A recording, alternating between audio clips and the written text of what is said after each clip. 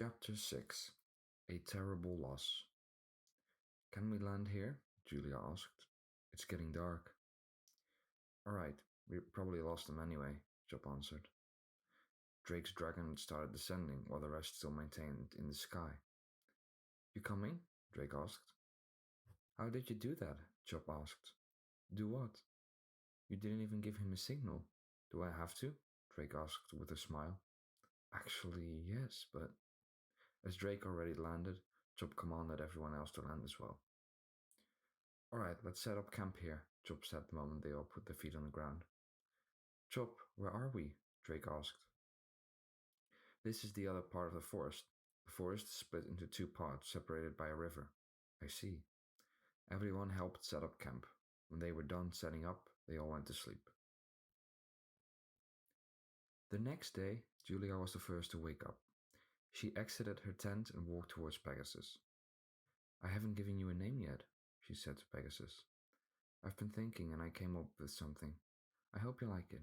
Zafara. My niece was named Zafara. I never knew her well. She died when I was still a baby.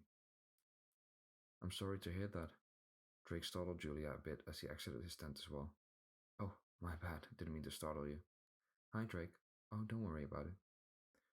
You know, it's a lovely name, Zafara. Pegasus is kind of a name of its own already, but never mind that. You always know the facts. Just mythology, this. It's not much different than the tales. Actually, now that all this is really happening, where do you think the stories came from? Yeah, it makes sense. Alright, I am starving. You think I could find some food in this forest? Oh, probably. In that case, I'll be right back. Probably. I'll join you. Alright. Drake and Julia started strolling through the forest, on the lookout for something to eat. After only a few minutes, they already found something. There, Drake pointed out. He looked and pointed up to a few pieces of fruit. Although Drake expected it to be fruit, they were hanging from the top of a huge plant. Drake pulled his sword to be able to reach it and managed to slice off a few pieces. You think this is edible? Drake asked. I wouldn't know. I bet Chop would. So they walked back to camp. Where were you guys? Haru asked when Drake and Julia returned. Searching for some food, Drake answered. Oh, alright then. So what did you bring? Haru asked, overexcited. I have no idea. Dragon fruit, Chop said as he approached them. Oh, I've heard of that. Actually, we have that too in our world. I just never seen it. Actually, now you say it, I have seen it before, Haru said. Only these are much and much bigger than the ones we have. Well, the plant I had to get it from wasn't that easy to reach either. Perhaps our plants are a little smaller as well, Drake explained. Perhaps our worlds aren't so different, Chop said with a wondering tone. You're joking, right? Oh, well, you'd be surprised. After everyone was done eating what they had apparently brought along themselves, and the dragon fruit Drake and Julia brought to the table, they cleared up the camp. After that, they continued strolling along. Drake, Haru started. Drake turned around facing Haru. Do you actually know how to defeat this Mordor guy? Well, no, I don't, actually. I'll ask Chop. Drake walked towards Chop and asked him about Mordor. Honestly, Drake, the thing we're dealing with is the fact that we don't know how to defeat him. You see, he is invulnerable, according to the information that we acquired. Drake pulled a face as if everything was already lost. He is a really powerful dark wizard, and somehow nothing and no one has ever been able to harm him. If he managed to bewitch himself or something was hit with the undying curse, we don't know, and we've been trying to find a solution for a long time.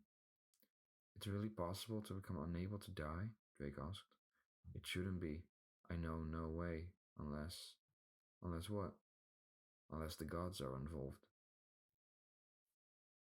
After another long walk, they decided to set up camp again and to come up with a strategy. Man, I'm still hungry, Haru said as they were setting up camp. If you're really that hungry, go look for some food, Chop said. But I don't think you'll survive on your own, so Lawrence, Lenny, and Arrows will join you. Thanks, Chop. And Drake and Doozle, can you guys go look for some firewood? Julia, can you help me with the tents? Sure, Julia answered. When Julia and Chop finished setting up the tents, Drake and Doozle returned with piles of firewood. Haru, Lawrence, Lenny, and Arrows joined them and brought some food to the table. What is that? Julia asked while she looked at what Haru and the others were carrying. According to Lawrence and Lenny, muskrats. Indeed, very healthy and full of protein, Lenny said. Great, Julia said sarcastically. After they managed to make a fire, Lenny showed them how to prepare the muskrats in the best way. After finishing preparing them, everyone ate with delight, except for Julia, who couldn't bear to take one bite. After everyone finished eating, and Julia had given up trying, they all stayed near the campfire, waiting until it turned dark. And when it finally did turn dark, they all went to sleep.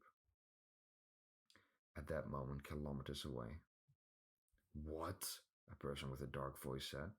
He escaped? After all these years, the people of Dragonia got what they wanted.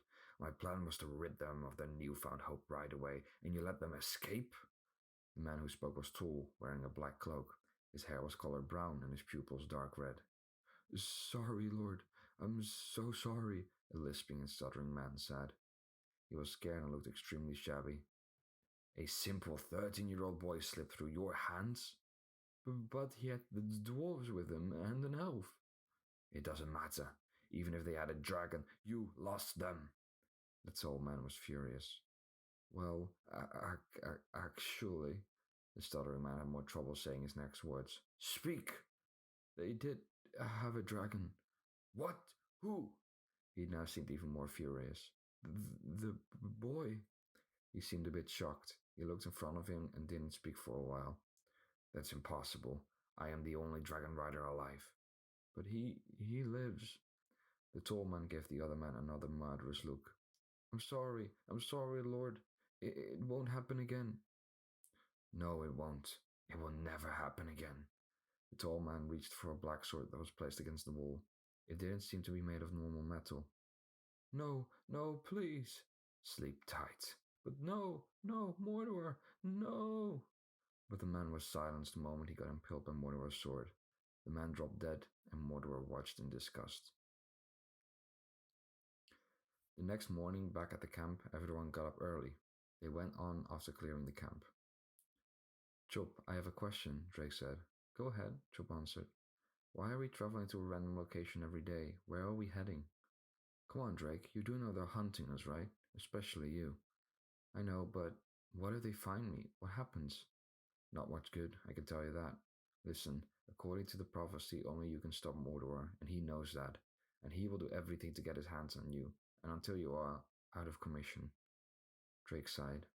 Well, then we better hurry up and come up with some way to beat him. Minutes passed until they made it to a more open spot, where an abnormally large tree had grown in the middle. And here's the answer to your other question, Chop said. This is where we were heading, the Great Tree. It's the most important phenomenon in Dragonia.